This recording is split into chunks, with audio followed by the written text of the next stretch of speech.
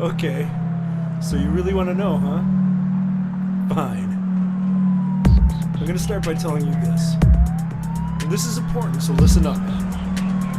Your entire life, this one and many others, you've been a god who uses its absolute power to make yourself powerless. Entire cultures, especially this one, have all been afraid of their weaknesses, supposedly. When in reality, they've all been afraid of their power. This goes beyond the matrix of reality. This is something much deeper than that. This is eternal. This is fully realizing your consciousness. This is infinite. This is evolution. This is our divine right. All right, everybody. Welcome to the podcast, Bootsy Greencast here. And I am ecstatic to have Lightstar on our show today. I want to quickly give a shout out to our friends at Content Safe who also distribute Lightstar's content. Hey, what's up? Hey guys, awesome. Yeah, we really appreciate all the work they're doing over there. And Lightstar, we had a quick chat here before we got going. We are going to explore some super cool, deep, woo-woo awesomeness. I'm getting to the point now where I'm like, I'll try anything. You know what I mean? Like coffee enemas, whatever, upside down, chanting, whatever it takes at this point. I'm willing to try it. And I really appreciate you taking the time to come and hang out with me. Thank you so much, Lightstar. Oh, thank you so much for having me. It's my pleasure to be here and share whatever content we dive into. I love that. Yeah, well, we're all here to figure out what we can do. Like every day I go outside and I just can't believe how much dumber people have clearly gotten. I don't know. I mean, I don't want to say that because I'm not trying to judge or look down on anybody, but it just seems like some of the most educated people in my life, I can't seem to, put two and two together, which is apparently offensive now. So, we're trying to like navigate the sort of like flow of things and how things are going in a sort of mainstream way. And then also, be here for what we're here for. I really am a big advocate that everyone here is here for a specific purpose, that we each have a gift to give.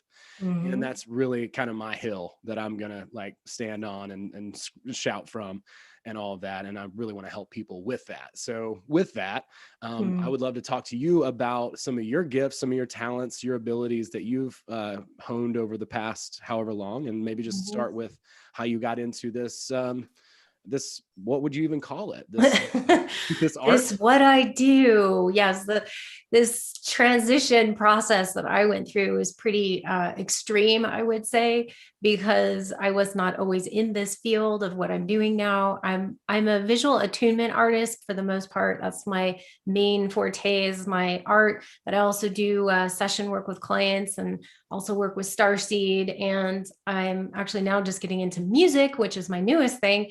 So I'm expanding and growing as well. A lot of people know me for light language. That's kind of one of the things people find me mostly on my YouTube channel for.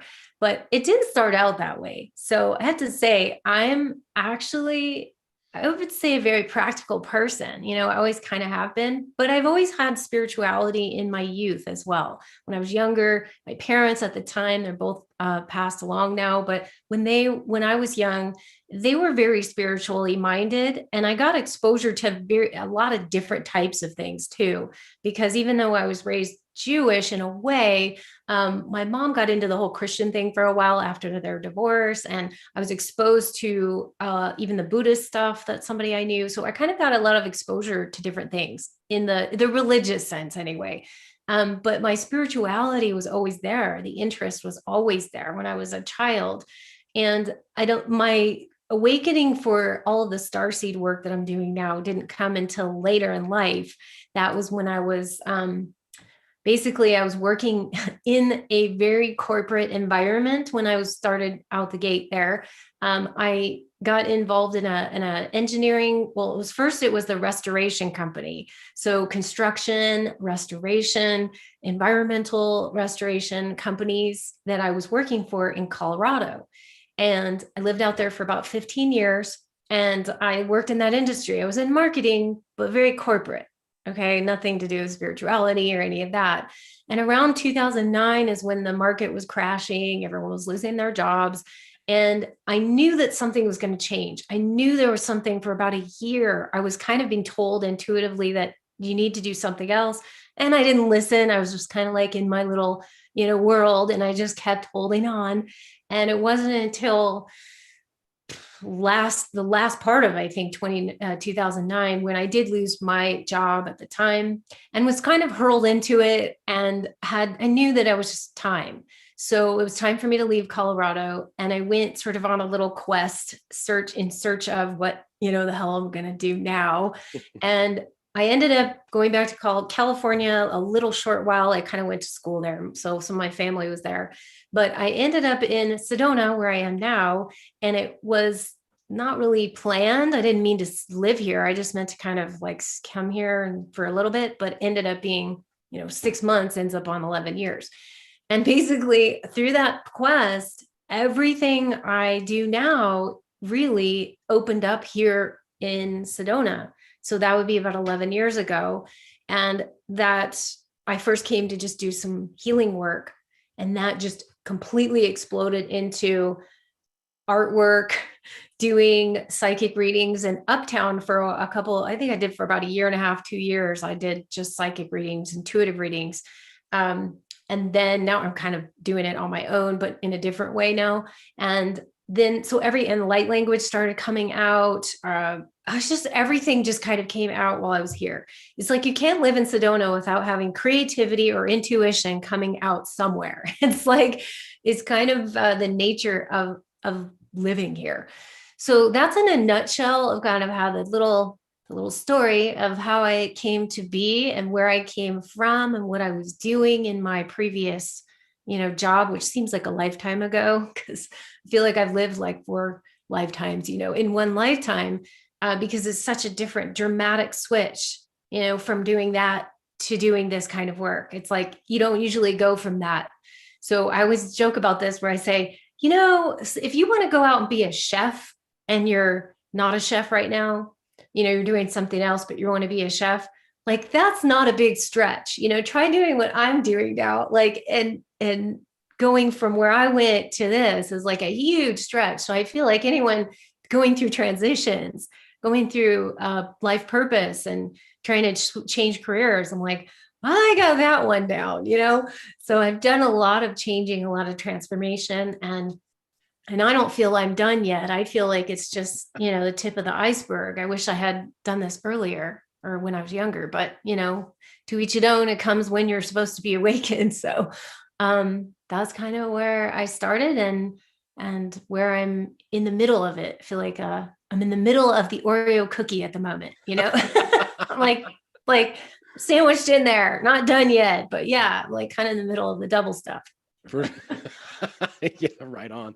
Well, yeah, I feel like the great work is never finished. We're always progressing and moving forward.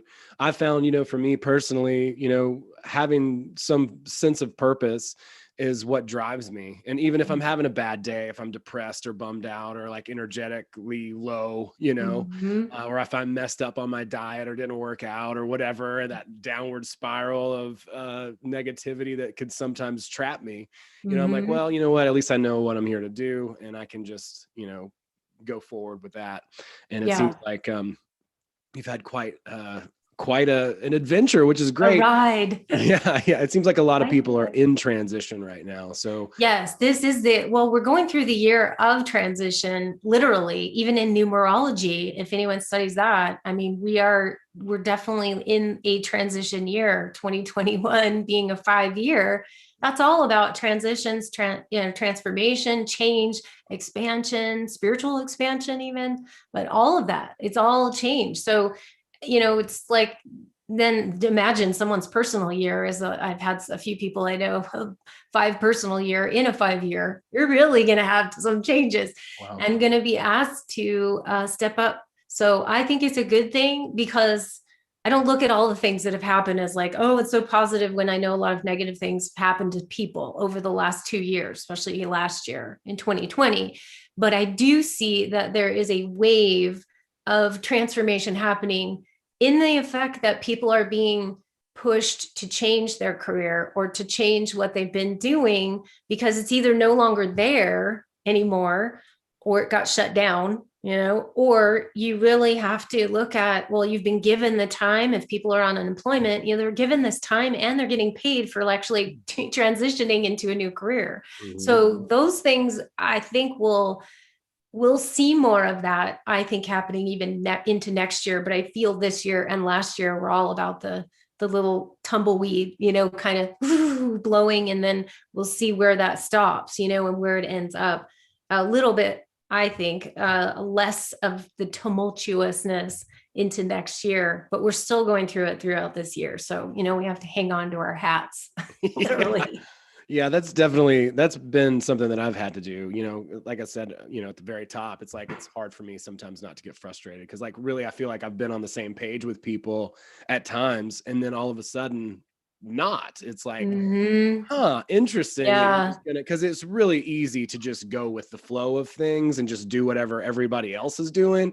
But there's something to be said for, going your own way, I would say. Yeah. Right? Like, I'm not here to fight against anybody or anything, or certainly not an advocate for any type of violence or anything like that. But, at the same time, like, I know, and I think a lot of people know that, you were saying, and I've done this so many times, you were saying, your intuition kind of told you to do something, you didn't do it.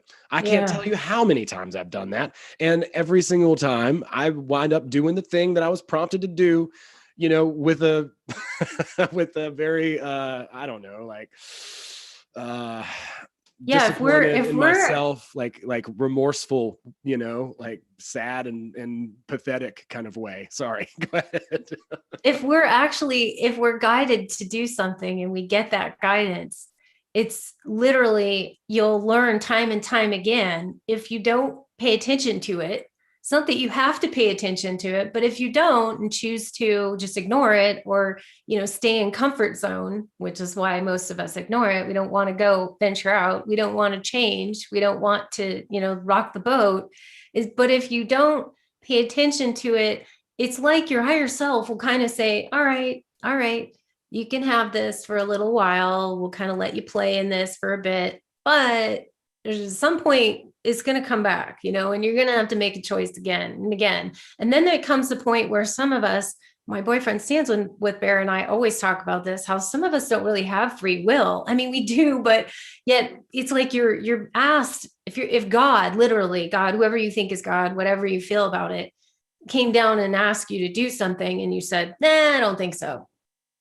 You know what I mean? Like, okay, where's that going to get you though? It's not that you have a choice. You don't have to do the calling, literally the calling, when spirit calls, when God calls, when all these things call, you don't have to go that direction. But if you do, your life will expand like never before. Like you wouldn't even understand it if you saw it then. You have to go through and experience it. So I think people are being asked to do it the first time, because you find that, you can knock your head against the wall so many times until you finally step into the truth of who you really are and what you're here to do. And you take a hold of that calling, and spirit called and you said, yeah, I'm going to do it. I maybe don't know how to do it, or don't really know all the ins and outs of it, but I'm going to step forward into this path. And when you do that, it basically tells your higher self, it tells God, it tells all your spirit guides, it tells all your angels, all the beings around you, yeah, she's ready. She's going to make this a priority, or he's going to make this a priority. And so let's set up the opportunities for growth for that person. And so that's kind of how it works. It's not to say that it's bad if you don't take that, resonating like intuition that pulls you forward. It just means you either delay some things or you miss opportunities. Usually they come back in a different way anyways, but we only have a lifespan here of so long, so I'd say I was asleep for a long time. I wish I had woken up when I was early, younger. We were talking about that, but I also know that we're all waking up at the right time for us. If we choose to listen and awaken at the times that we're being asked, when the opportunities are presented and you walk through it, then yes, But if you keep saying no, no, no, no, no, yeah, you're always going to have an opportunity, but it just seems like your higher self kind of like you'd be more disassociated from yourself, which is not a good thing. You know, you get further and further away from yourself, then you start making choices that are not of the higher path. Okay. That's when people start going down, you know, a not so great place because they've just gotten so far away from themselves. You know, there's a great movie. What is that? Thunderheart, I think it is, where one of the signs in it, or one of the statements when he was saying, guy's coming and he's just completely not tuned in. And he's like, you are as far away from yourself as the moon, you know? And it's so true that sometimes we feel like that. We're just like so disassociated from ourselves. Like, who's making the call here? Where am I? Where's my higher self? Where's my soul, you know, in relation to me in this suit? And we have to explore that. Yeah. So it's very important, I feel, to listen. I think so too. Yeah. I think that the biggest, you know, I think there's a lot of teachers who talk about, you know, making money or manifesting this or that, you know, but I think the biggest reward, at least in my experience, is when I do listen, is the feeling that I get just in my own self, like in my own body, of just like, you know, it's interesting to think it's like we do have free will. Yeah. But you know, I do agree with you. Like, I really do think that each and every person, we're here to be the most authentic. Like, we each have like a specific fingerprint, right? Like a energetic, you know, fingerprint that we are here to play out. We come into the world, we're perfect. And we're on this timeline of perfection. And then the world just beats us down with school and obligation and other people's ideas of what we should be, and you know, traumas. And then we get hurt, you know, in relationships and all these types of things. So we literally just go away from ourselves, even though our self is still there, you know, the whole time.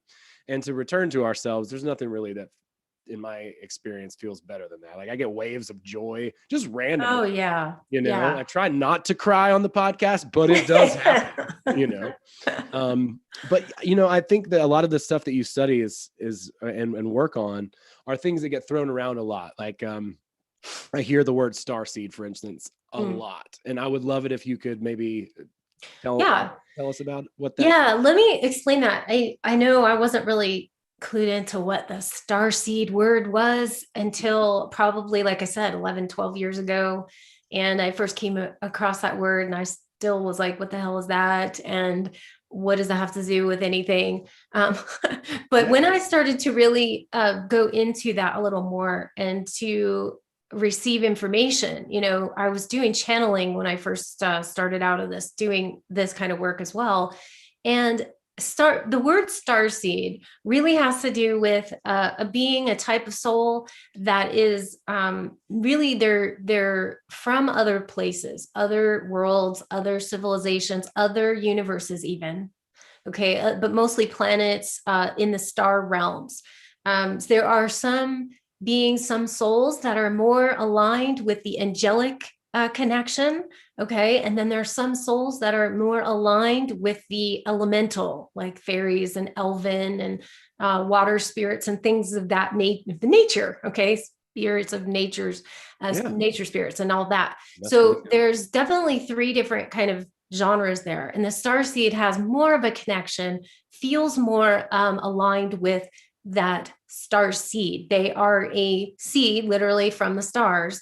And they're, I would say their main path or main goal or purpose overall is to bring their knowledge and their wisdom and their gifts, what they have to bring from who they are and what they have as a soul, to a certain planet, and to upgrade and to enlighten and raise the vibration. That's where you hear that, raise the frequency, raise the vibration of the planet. That's really what starseed's main job is. Now, those jobs can be different in different areas. So we see starseeds that are in, you know, healthcare, you know, healers. We see it in science and technology, all different kind of sectors here, even in government. You know, a lot of indigos. Would you hear the word indigo coming in? It's a type of starseed that is here right now, especially. There's a lot of that kind of indigo energy where they're system busters. Okay. They came here to break down what's not working. what's not working on the planet here and to pave the way, the easier path for the wave behind them with the crystallines and rainbows and all that. So these are types of star seeds that are just a subset, I would say. But the star seed itself is really, like I said, coming from other places. So most of the star seeds that I work with, that I've seen, that I know, generally have this overlighting feeling that they are not from here. Okay. They just feel, all of us kind of feel like that. Like we just dropped off here on Earth and what the hell is this place? You know, where's my navigation? Where's my compass? You know, where's my guidebook? Oh, there isn't one, you know?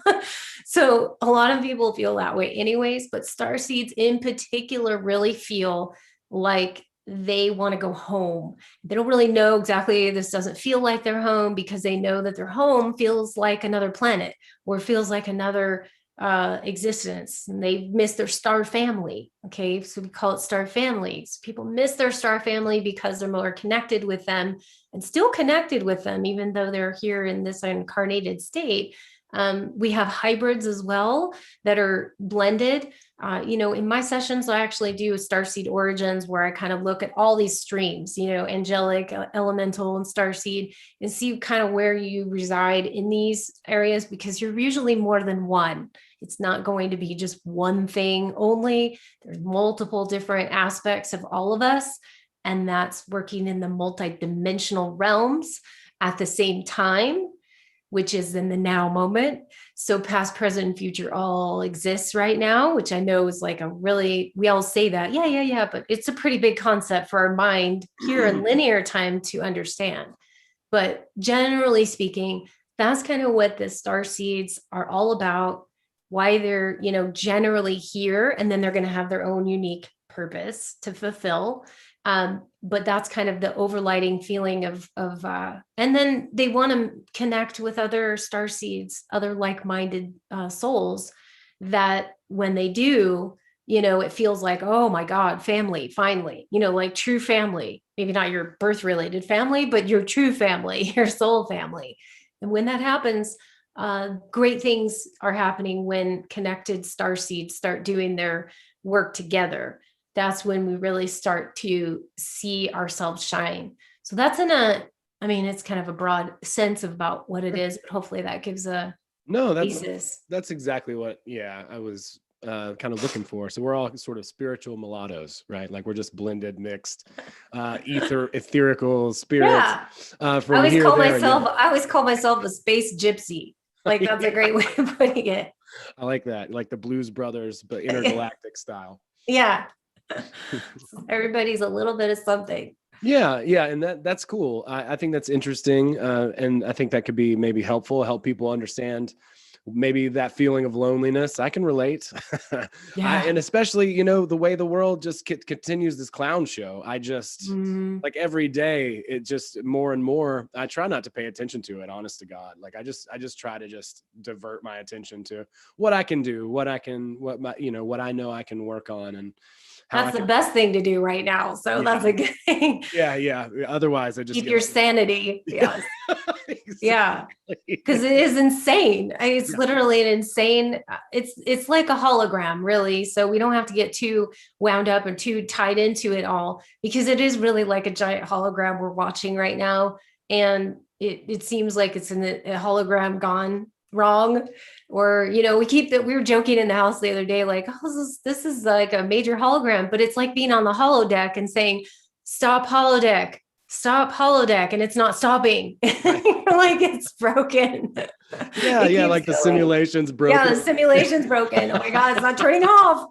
Somebody needs to pull this cartridge out, blow in it, and then stick it back in and reset this thing, because it's just wild.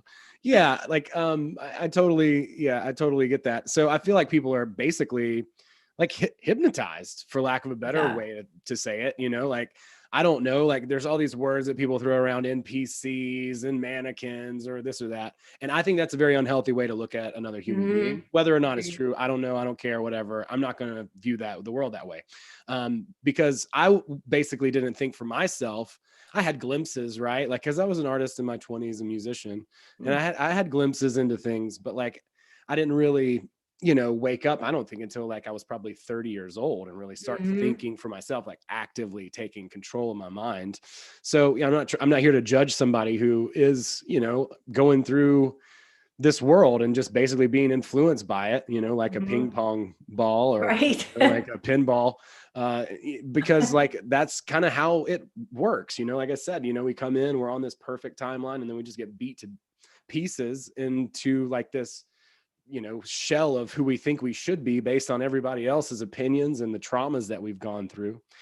So what do you think about like, what are some ways to raise vibration and maybe wake people out of the hypnotic? I think that that's a great question, because we need so much of that right now. It's like we need the positive. We need to focus on the positive.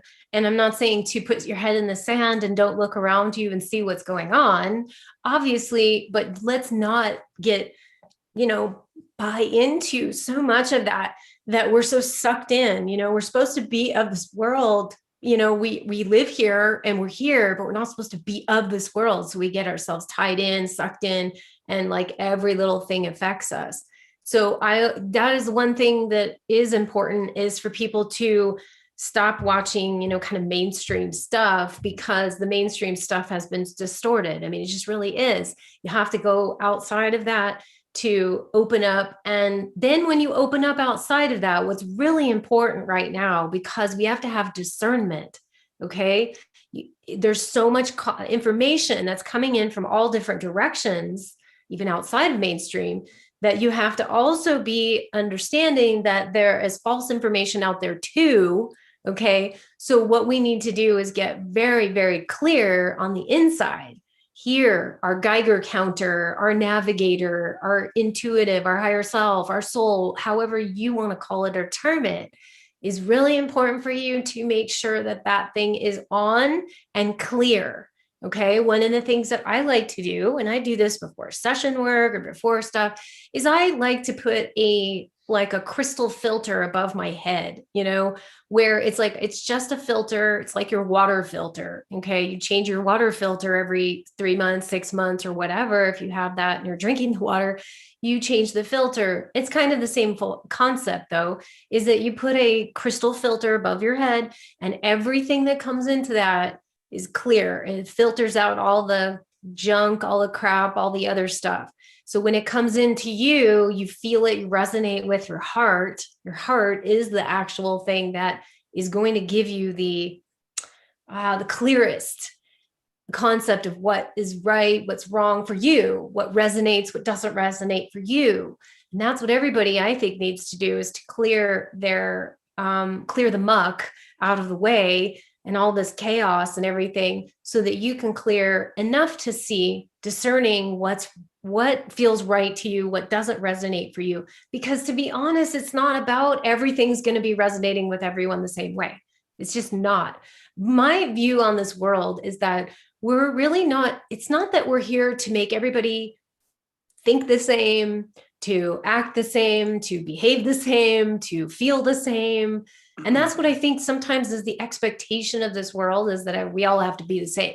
It's like, no, that's the beauty of Earth, the beauty of the jewel of Terra, as we like to call it, the jewel of Terra, this beautiful Gaia, if you'd like. That's the beauty of all the beings on this planet, is the diversity. It's the diversity that is the interesting part for actually some other races that are very much in the same like hive mind, or they all think alike, or that kind of thing. And there can be benefits to the hive mind mentality, mind you, if you're using it and directing it for positive and for good. It can create and manifest amazing things. Okay. So it's not about bad that it's hive mind. It is necessarily considered, quote, bad when it's used for nefarious purposes, of course.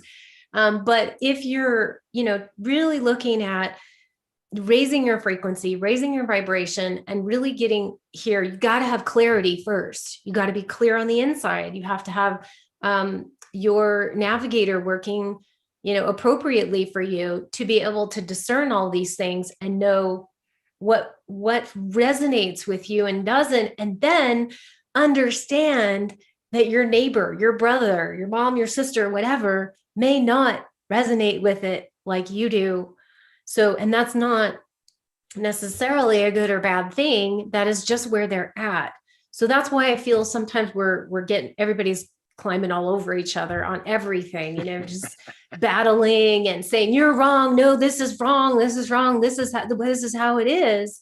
And in some ways you have to allow people their own experience and their own time. So this whole waking up thing, the awakening process that is happening now, it always has been, but I'm saying like we're getting a big giant wave of awakenings that we're probably going to see repercussions of that in the next year, probably next year, this whole wave of awakening. But it's not about shaking them all up, like wake up, wake up. I mean, in some ways it is, because we have to get people to understand that this is all just a bunch of crap. Okay. So we have to get people to understand that. And we do have to get some people to wake up enough. But the waking up enough is now, okay, now you're awake. Now choose your own path in what you believe. And it's not always going to be the same for everyone. So, I'm an Aquarian. So I love diversity. I like the differentness about people. I don't want everyone being the same. I like certain qualities that people have, and they're different and they're unique. We're all have some sense of being here on a human body, in a suit, and our functionality works, cells and all that work the same, but our personalities are different. Our soul is different, to the extent that we have different things we want to, share with each other. So I like that personally. I just wish people would not push their agendas on everybody else to where they have to see things their way. Yeah. Yeah. I think there's a big problem with that, and just like duality, even, it seems like as soon as I say something that's contrary to the way that someone views something, they just immediately throw me in the other camp or category. And it's like, whoa, there's room for nuance here. I'm with you as far as like people being different and not everyone resonating with everyone else, because that's not natural. It's weird. And, we like nobody's for everyone, right? Like there's one comedian that everybody thinks is the best comedian, right? It's like, I like Tim Dillon. Some people don't like him, like some people, they are like Steve Martin or whomever. Right. And, so understanding, and I also like, am very, especially by now, I'm very guarded about like joining a group, for instance.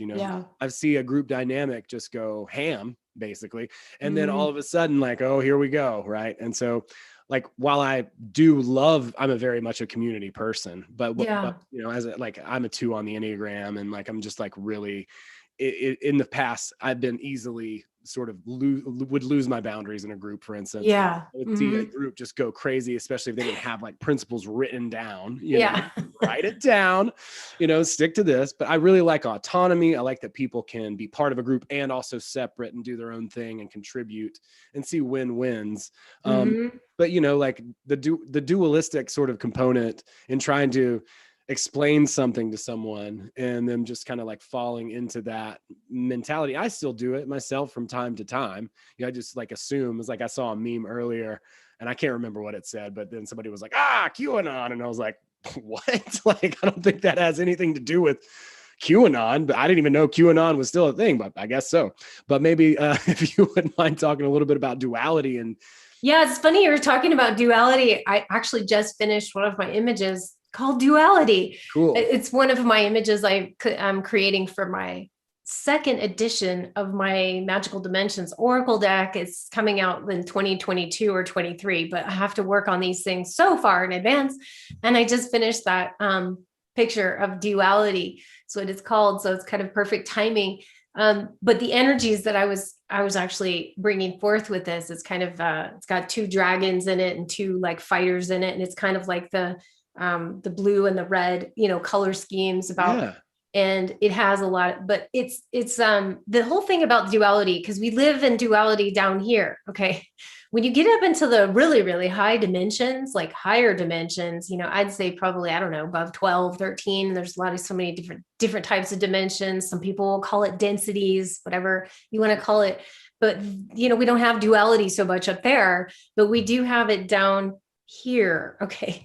And we also have this in the 4th dimension as well. So people think that like, hey, we're in the 3rd dimension here, talking, this is 3rd dimension here. if you're going into fourth dimension, it's like people think, oh, well, there's no duality in fourth dimension. Yes, there is. There is a lot of duality in fourth dimension, because fourth dimension is kind of where a lot of the, I'd say, spirits are. Let's just say there's a lot of spirits up there in the fourth dimension. It's the way station, that way period. That's where a lot of the battles go on, and the astral and things of that nature. So you have a lot of duality going on in the astral and in the fourth dimension as well. So maybe when we get past into, fifth, sixth, whatever, it's a little less. But it's also, people always think that they're in fifth dimension.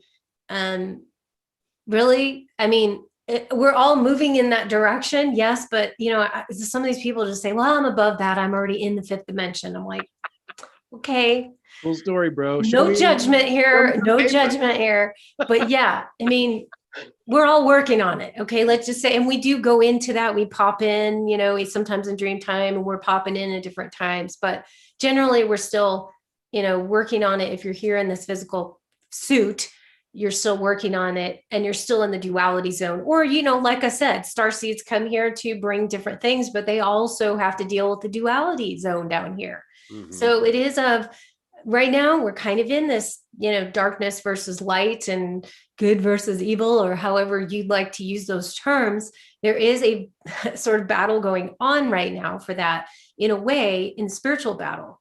So we have to be, what I feel, what is the most important things is to be able to kind of rise above the duality itself and not get sucked into it, is literally to see yourself rising above all of this, and not rising above like you're looking down and nosing down on everyone, but just energetically, you are not a match to what goes on in the duality zone. So when you get to that vibrational state of not being a match, okay, so matching darkness matches darkness, where you're kind of in that same vibe, darkness has a harder time moving up, right, into the light.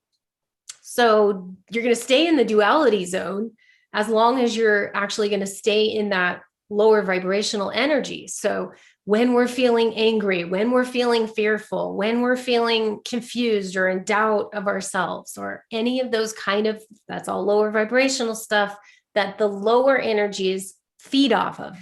So when they're feeding off of that stuff and you're in it, you've got to be able to literally pull yourself out of the quicksand. Okay. That's what is the Jedi training here. And I always say this to people: when you are feeling depressed, or you're feeling fearful or scared or doubt, and we all go down into those little spirals. Okay. So we go into that place. And I always say this: if you can allow yourself to feel it, let's not try to gloss over it. Yes. Okay. I'm feeling this way. Acknowledge it, let it be there. Let it be seen. Spotlight on it. Okay. I know I'm feeling this way. I understand what's going on. I get it. And let myself feel it for a day. A few hours is best, but a day. If you go on 2, 3, 4 days into it, that's when you find yourself into the spiral vortex of the black hole, and it will suck you down. Mm-hmm. So you've got to be able to do whatever it is to get yourself out of that within a day. Okay. Give yourself the time. If you need to be by yourself for a day, if you need to pull away from people and just kind of deal with your own mess, and emotional stuff, do it, take care of it quickly. Okay. Because the longer you stay in it, the worse and harder it is to get out. Mm-hmm. So that's what I would say about that whole process of like, moving yourself up into higher ground, so that you don't get matched in with that and you don't get pulled down, because the energy of it won't be there. The charge of it won't be there for that negative, energy. If you don't give it that, if you're not in that like anger and frustration and all of that stuff, you won't give it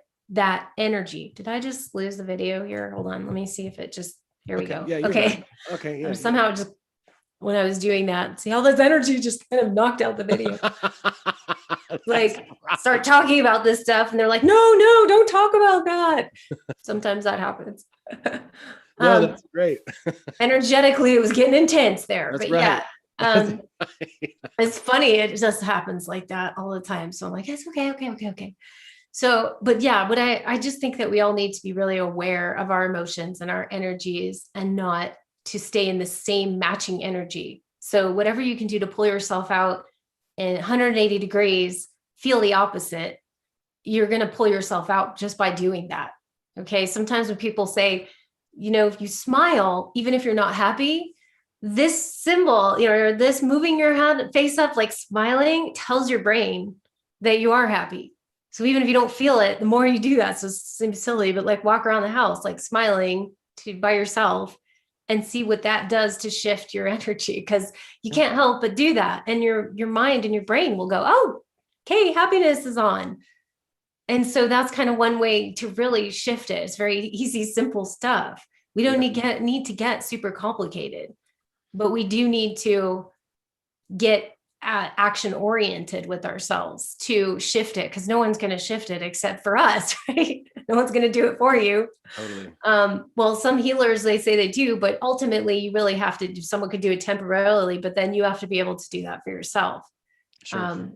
Well, yeah, there's tons of little hacks, but I love the fact that you're like, you're not advocating toxic positivity and just pretending like things are great when they're not, but like, acknowledge what's going on. We're not putting our head in the sand, but like, don't give it too much attention. Like, NPR is like a really, really polite hate group. That's how I kind of, or like whatever, like Fox News, the same thing. They're a little bit more overt, but like the mainstream news, like giving into that and just going down that whole thing is like da da da da da da da, like just. Well, and most of that is opinions. They're all opinions, right? Yeah. Everybody has an opinion here. And that's one of the things that I noticed about this area, this planet, I'd say more than anything, is like everyone's got an opinion. Yep. And so you just have to be aware. Yeah, you don't have to buy into everybody else's opinion either. Right. And it's there. You can listen to it if you want. And it's there if you extract what is, what works for you out of it. But, it's mostly opinions. I mean, how many opinion shows are there on these networks? Basically everything is. I mean, like I remember like watching the Outfox documentary in like early 2000s, and like they would literally have headlines at that point. I know it's gotten even worse by now, but it's like some people say, and then they would just put the thing in there that they would want to like stir the pot on, And so, my point is just simply, like disengaging from like, disentangle, disengage. And even if you think they have your best interests at heart, I promise you that they are there to make money off of sponsors. That's the real truth of it. And then like ways to hack, there's tons of little ways. Like I just use often, memories, or, like having a podcast with you has cheered me up today. So that's really cool. Like I could call my mom or, someone that I care about, or even just tap into a memory of a long time ago, a place that I feel safe. Like my grandmother's behind me right now. That's I was looking on the wall. I was wondering who that was. So quite a good looking lady, runs in the family. So, but I would think about like growing up at her house, and just running around and grabbing a tomato out of the garden or something. Like I can go there mentally. And then that'll help me put that smile on my face. Right. And then, we got a little bit of momentum there going. I think there's another thing too, that a lot of people can relate to this, because people love animals on this planet. Everyone loves animals, is that even if you don't have an animal, somebody has a memory of picking up an animal, holding an animal, and just loving and just feeling that unconditional love that you have. So even if you don't have an animal in the moment, to just go back to that memory of when, and just pretend that you're actually holding a kitten or a puppy or something in your hands, or, a little squirrel, or, something cute, something that would make you smile and happy. And that literally puts it into your heart. And so you will start to feel that, and it'll start to grow. It'll start to grow, and it overtakes you with joy. And that's when you start to transform the energies. And we look at how ducks, I think this is fascinating. I don't know. I'm not a duck, researcher or anything, but I think it's fascinating is that if you actually watch ducks, because I was doing this one time when I came here to Sedona, I went out to a little park and I was just sitting there, and I was like in my meditative moment or whatever. And I saw these ducks in the pond, and one of them seemed to get really upset or angry at the other duck. I don't know what was going on, but it got really mad. And what do ducks do when they get mad? They like ruffle their feathers, right? It's like, you ruffle their feathers, you just get all, and then he just like swam away. And he was like, fine. It was like a minute, you just kind of, exploded that, and then everything was fine. And they just kind of rode off. And I just thought that was interesting, because look at how our lives in our, human world, where we hold on to these things and we resent and we get angry and we fester with all these things about that stuff in our past or people. And, we carry that on. Whereas, like, can't we just, like, that's what the meaning is, water off a duck's back. It's kind of like, just let it go. If you have the emotion, let it out, whatever you need to say, and then don't hold on to it. Because I think holding on to the anger, holding on to the fears, holding on to everything, that actually makes us sick on the inside. Okay. So that literally does some things to your cells, which is not good. God, keeps knocking me out. Hold on. No, my friend Jay, he does a breathwork session, and he talks about how animals, like, they do the shaking, and like how, we don't, but all the cortisol that they build up in the body, like, they just shake it out. So, like, the beginning of his breathwork clinic is like 5 minutes of just, like, doing the weirdest movements with your body that you ever could imagine, and trying not to judge yourself while you, like, just dance like you're having a little bit of a seizure, like, just in this erratic fashion. But it really does, like, open you up and get you out of your head and more into your body. And so, other things about ducks. I love ducks. Actually, a huge fan of ducks. Oh, it's funny. It must be why I brought that up. I was like, because they can talk and fly, and I think that's amazing. Yeah. They're one of the only creatures to be able to really kind of do both of those things, or at least as well as they do. Yeah. Well, I mean, if you think about it, you let things go. Don't get so uptight with everything. And I know it's hard right now, but it seems like now is the time to especially not get uptight or overly uptight, or, like, just upset about stupid things. Okay. Because really, in the scope of things, you have to look at what's more important. If you to hold on to this stupid stuff, or to release it and move on and, energize your body. And being in your body is, like, huge, because most people are out here and not here. Mm-hmm. And so we see it by the way people talking, being unaware of other people, and being disrespectful, and all these things. If you're in your body and you're conscious and you're there and you're in the present moment, I know we don't stay there all the time, but if you're in that moment, you are being respectful and honoring of other people just by nature of that. Okay. So for all the people that are thinking that spirituality is out there, it's not. Spirituality is in here. And we're to bring that spirituality. That's great, being out in the ethers and, having great meditations. But it's also important to bring it back home, or to bring it back here. I don't know what's going on. It's just, like, wants to kick me off my video for some reason. It just keeps doing it, but I can bring it back. So, so, like, literally, when you do that, you bring yourself home and into this temple, of the body. It's not to get, like, not spiritual. It's just, I think that's the shift now, is that we're starting to realize it's not all about out there. It's actually about here, and being a walking, talking, behaving master on the planet is where we're all striving to go. And that really is taking care of yourself and also other people, being respectful and honoring and accepting of other people, but then knowing also when you need to step up and say, okay, that's not going to fly here, or whatever it is. Like, you have to have assertiveness here too, otherwise you get stepped on. So you gotta have to, like, have all of it put together. And I think and that's where the Jedi training comes in. We get that. We were talking about that earlier. I get a lot of those in my dream time.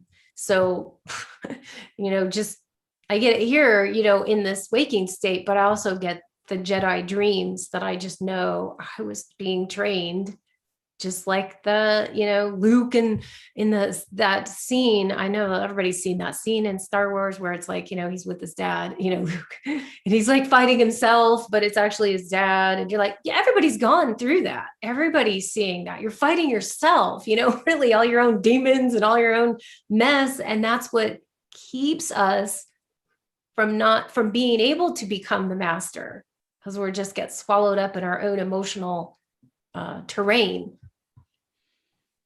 So I think this really powerful thing is when we can step forward and be in the wisdom, our own wisdom, and in our own mastery, and seeing the reflections that we're seeing is just reflections. It's reflecting back to us our own fear or our own jealousy or our own angers or whatever it is that we haven't dealt with. And then in that moment, you can just release it. One of the things that I find, my boyfriend and I always have this little thing where we try to do this as much as possible. If someone's angry and we get into this little thing, we're not perfect at it either, by the way. But when we get into this thing, our little whatever, one of us really tries hard, especially because I was telling you, he's such a humorous guy and humor works for us, that I'll just say something, or he'll try to say something that's just super stupid and funny in the middle of us getting like, and for some reason, it just takes all of it away. You just go, oh my God, this is so stupid, because of the humor. So humor works most of the time, not all the time, but it does work to get you out of the seriousness, the anger, the frustration, and start to get you into living mastery, which is stopping it in the moment. The sooner you can stop all this mess, that's when you step into that Jedi master, Obi-Wan or whoever, there's so many of them. Yoda is one of our favorites. Sure. Yeah. We have a baby Yoda now from that, he got me one for Christmas. So now I have a baby Yoda that like talks, and he's so cute and adorable. But whatever, I'm just saying, like, everyone has their own emulation of what the mastery. I've Ascended Master Hilarion right behind me. That's my rendition of him. And, like, whatever. I'm not saying to put your faith and belief in all these other people and other beings. It's not about that anymore. Mm-hmm. One of the most important things, I just talked about this at a conference about, we're moved into the age of Aquarius. Well, some people don't think that we have, but I feel that we have. 11-11-11 was a big significant marker right there. And we also have the golden monoliths that just popped up in Colombia, golden monoliths, which are all the other monoliths have been like silver. So golden age. Okay. It's the signpost. These are signposts that I feel we've moved into this. But in the Aquarian age, we're having to look at ourselves and expand and become the leaders. Okay. We are becoming our own leaders here. Whereas the Piscean age, which we've been in for the last 2,000 years, although there's been a transition about 50 years, my lifetime pretty much is a transition, but 2,000 years is the cycle. And so Piscean age, it's all about everything hidden and following the leader. So if you look at that, where has it been? Religions. Okay. It's been in the possible of like the gurus, looking up to the gurus and following them. I'm not saying I'm not putting it down. I'm just saying we're moving into a different age. Of Aquarian age is not about following the leader. It's about becoming the leader now. You're being empowered. Okay. So you no longer have to feel like you don't have any power here, or you don't have any power over yourself even. Right. So that's where I feel we're moving and for the rest of my days on this planet, as well as I don't have kids, but like our children's children,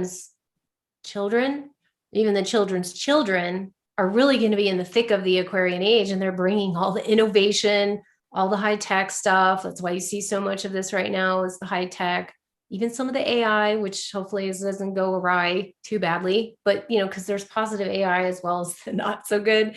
But they are bringing a lot of healing and health technologies as well. So we're just here heralding this in, I just kind of said this this is my own download about anyone born after 1960 in that time period is the transitioners. You are the transformers, transitioners of this golden Aquarian age. The people that are born 2010 and beyond are the ones that are really like, these are the ones we're passing the gavel to, like, take it, go, run with it.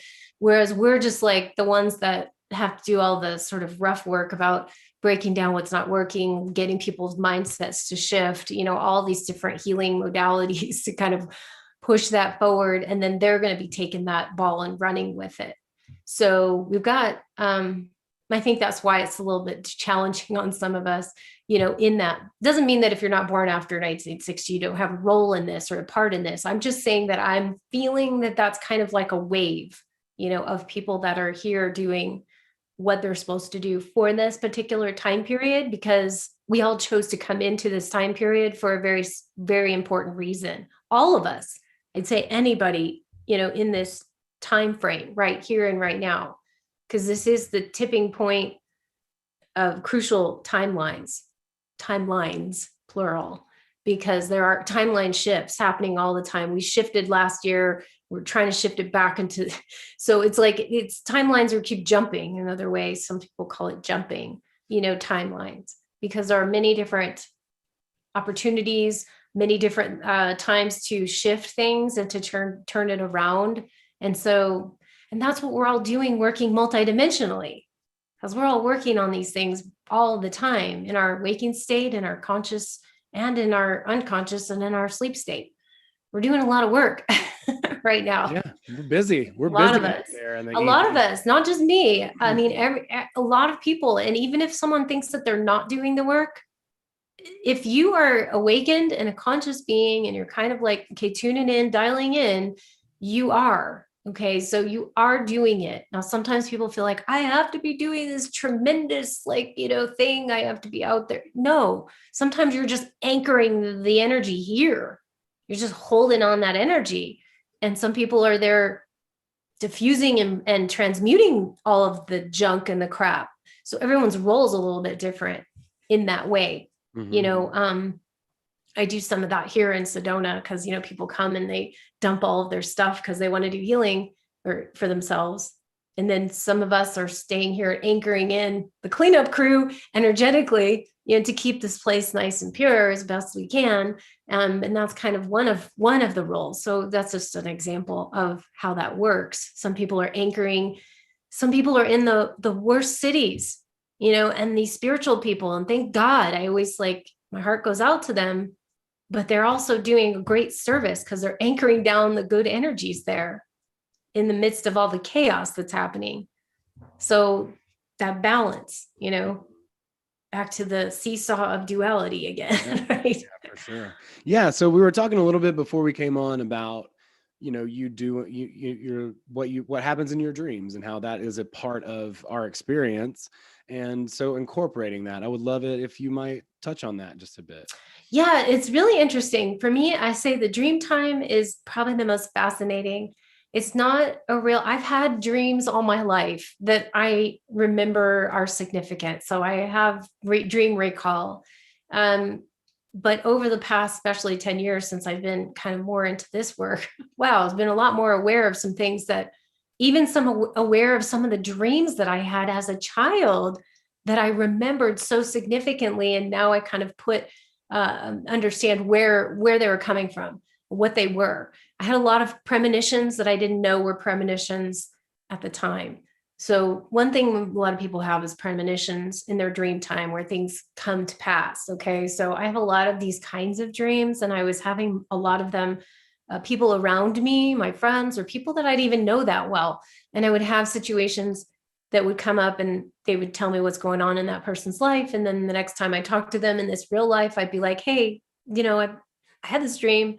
Is this going on? They're like, yes. Oh my God. So I had a lot of confirmations about, and things that happened that they, that were not happened yet. And that actually did happen. So that's one of the things that I feel dream time has been for myself and for a lot of people. Get these kind of dreams, but you don't really know until you've kind of written them down and can see back or, see that it's happened. So that takes a little bit of time and effort, but I put that time and effort into it. But one of the things I was talking about was the Jedi dreams. And as an example, okay, it was a time I was kind of growing in my own empowerment, my own phase of sometimes we go through this process of feeling insecure or not sure of yourself. I mean, everybody kind of goes through that. And at the time I was having a dream about this huge, it was a big scene, and there were these, for lack of a better term, they were really tall and really evil looking beings, if you would say. So I would call them probably like the evil agenda draconian or something, and they were enslaving people, just kind of which was going on now. But anyway, they were enslaving people in the dream, and, manipulation was going on. And in the dream, I was I was looking at this whole thing going, I got to stop this. I got to stop this. So what I did in my dream was I grew myself really, really super tall. And then I just reached over the top of this winged being, and pushed a button and shut down the whole program. Whoa. And I was so happy and so proud of myself. Yes, look what I did. Oh my God, I shut the whole program down. Now these people are all safe, thinking I'm like the hero, the savior, and all that. And so I was excited. But a couple of days later, it might have been a week or so, I had a very similar dream. And in the dream, I was given another opportunity. So what did I do? And I started to, I'll grow myself really tall, do what I did last time. But I stopped myself in the dream. And I remember thinking, I'm being watched at what I'm doing. And I'm not feeling like this is the right thing to do for right now. And I was being told or being shown by myself, like, do it differently. What would you do differently? How would you do it differently? And it was being like asked that of my guides and my higher self. And I was like, it seemed like forever that I was just like, I don't know. Oh my God. It's like, what do I do different? Finally, I got it, where I didn't grow myself really tall. But what I did was I went to the people that were being persecuted and I said, hey, this is going on. I just want to share with you. This is what I see happening. There's a better way. If you would like to go this way, come with me. That's great. We can kind of get you out of this. But if you don't want to go, that's okay. Okay. You might, if you need to stay here for a while for whatever purpose, I'm not judging you, just whatever you want to do. And that, for some reason, I woke up like feeling, yes, I passed the test, because what this was showing me was giving people a choice, their own free will, because sometimes people need to go through the experiences to have them because their soul has chosen to go through that. And by me just shutting it all down in the first dream, like taking that out, taking their choice away, okay, that's great for the moment, but was it really in the highest and best good for everybody? No, because they needed to choose, not me choosing for them. So that was a very powerful dream. I've had a few like that, but that was like one of the most significant, I call it the Jedi training dreams, because I really felt like I understood that whole process of letting people decide, letting people have choice, and not just automatically pushing people in one direction. And I thought that was very powerful. So that's just one of the many types of dreams that any of us are having. All of us are really having these, some different types of dreams where you just feel you're being tested. And you just know you are, and sometimes you don't pass the test. I mean, I've had some times where I didn't pass, and I'm like, but you always get another opportunity. You'll always get another chance. It'll come around again if you don't. So it's not like you failed. It just means, okay, there's some more work to do in this area. Mm-hmm. And it does cross over into this life. Those dreams empowered me beyond belief and gave me wisdom here, because I've used it in my own life here, for where, don't put it on to like, this is what you have to do, telling people what to do, especially doing this kind of work. We can all tend to be the teachers and telling everybody what they think they should do, right? Or really just start to stop that and say, do what feels right to you. If you feel this way, go with it. If you don't resonate, don't. And I say that to people all the time, go now. So it helped me to temper the tendency to just push everybody into what I believe are in any one direction either. Yeah. And I think we're all going through these kinds of things, and we'll continue to do so probably until we leave this body. Yeah. Who knows what awaits at that point? Wow. It's an exciting time though in the dreams. Yeah, dreams are interesting. I've never grown myself largely in a dream, but that You sounds can. smart. Yes. I've definitely done flying, and I don't Yeah. know. I've And been you're dreaming about the tail a lot especially lately. in lucid dreaming. You were talking Yeah. about Oh lucid. yeah. Yeah. That's where you can morph and change and do a lot of different things in the body and yourself. So yes, you can make yourself grow yourself tall, you can fly, you can walk through things, you can create things out of thin air. You can do a lot of things because you're in your imagination, powerful stuff. Yeah, it's really cool and fun, And fun. Can't Yeah. forget the fun. Yeah, It's all fun. It is really fun. Yeah, absolutely. Yeah. So, well, that's awesome. So can you tell us a little bit about what like language is? And so when you do work with people, what does that look like? What kind of Well, things do you light do? language is very, I really want to say, to describe it, it's really more of an energy language than it is a light language. I don't know. I guess sometimes I feel like I should call it a soul language rather than light language or language of light. But sometimes it's called universal language or universal galactic language. The languages I'm speaking, I kind of have about 20 or so in my field. And I do a light language chakra clearing in my phase 2 Starseed alignment sessions. And my phase 3 is kind of an upgrade. So I kind of use it in there, helping people to clear energies and chakra systems, and also just to experience the light language itself in different ways, because there's like 7 or 8 different languages that come through in that session. So that's kind of how I'm using it there. I also have started to do music, which last year I flipped into that little script and creating my own music and using light language also, and using toning with cool. light language for the music as activation. So this is kind of how I'm utilizing it and exploring that as well, because I've just found that I have a certain ability to shift people into certain catalysts, I guess, if you will, just by the nature of this light language and this language of light that I'm bringing forth. Now, I used to do some translation, but I don't really do that anymore. My guides tell me not to do that. It's really like about for people to experience what it is. It's just important for people just to get it, feel it, to experience it. I'm kind of like the bridge at this moment, because this is something that I feel all of us really have, what I call the mother tongue. Everyone can speak that, because it's like it's very similar to the Christian faith of speaking in tongues. Yeah. That is very similar when you're talking about the mother tongue. That's when I talk about that one. It's the one that's like your language to God, spirit, directly. It's very innate for people, and it's usually the first one that comes out for people and natural. Not everyone might not speak all the other ones, but that's just happens to be something I'm doing in another dimensional reality where I am doing translations. I always combine myself. I'm like, if I were to say it, I would be like a cross between, what's her name? Lieutenant Uhura on Star Trek, the original Star Trek, and then the new generation, Deanna Troi.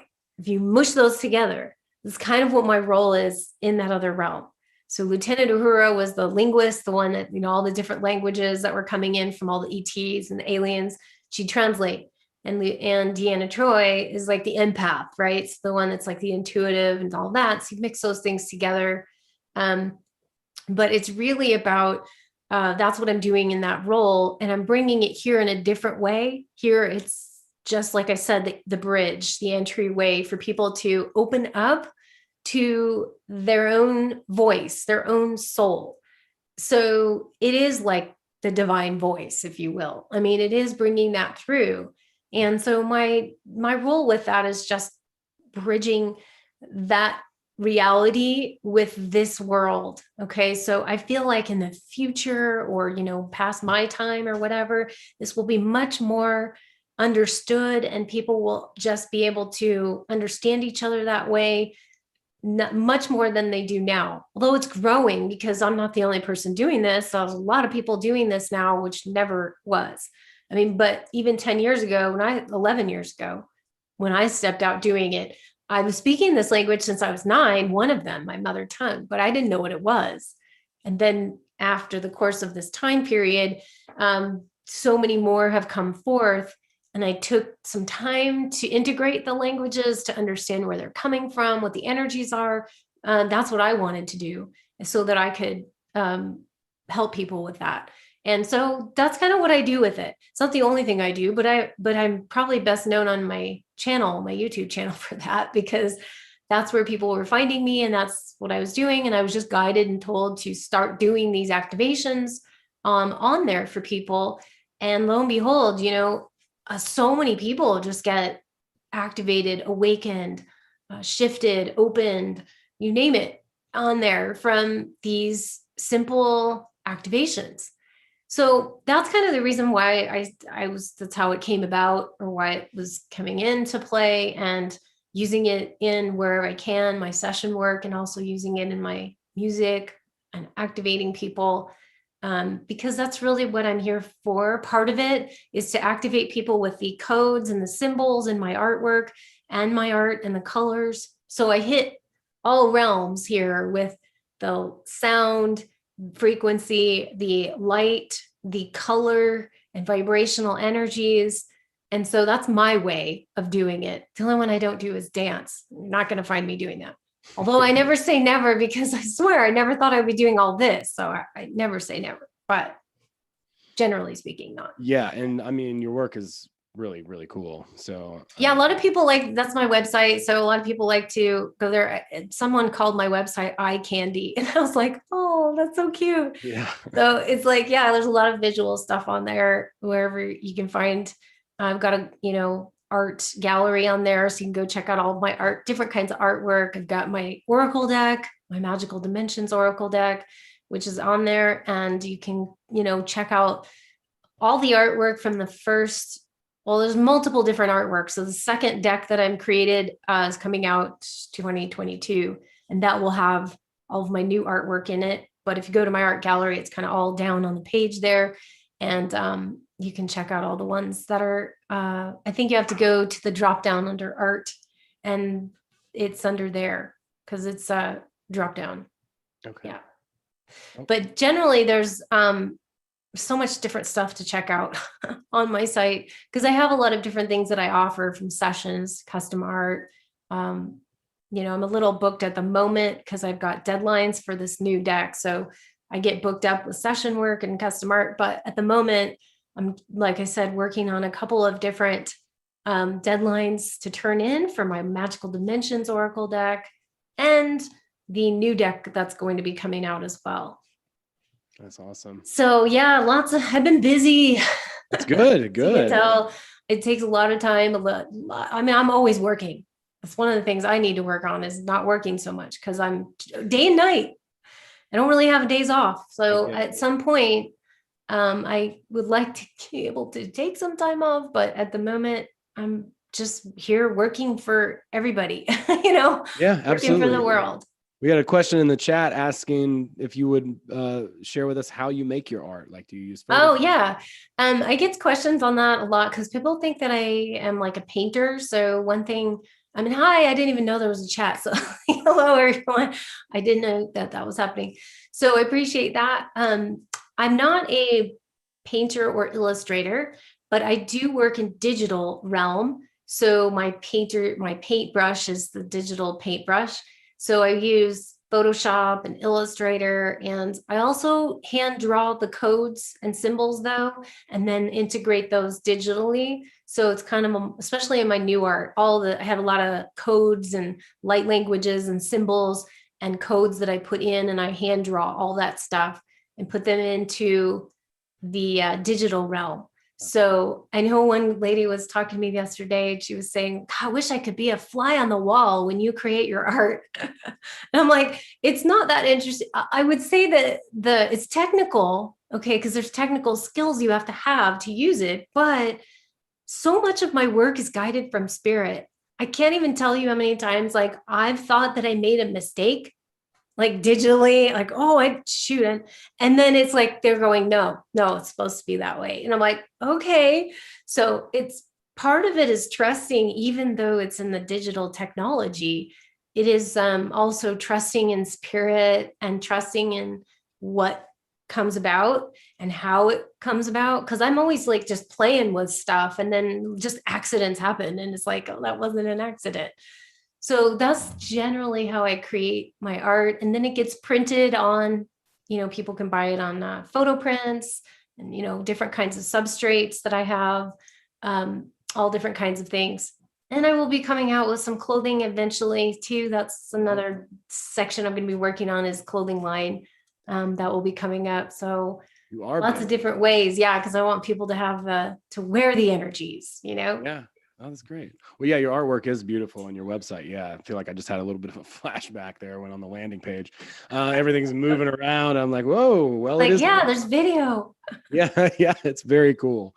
So yeah. So I have all those links in the description of the video for everybody. Awesome. So you go and check out Lightstar's creations, lightstarcreations.com.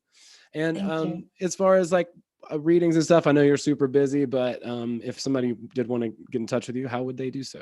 Yeah, my website is probably the best way, lightstarcreations.com. But I also, my YouTube channel, I try to be really interactive with people. If you post a comment, I try to get that and respond back to people. I can't do it for all the time, but I've been keeping up with that.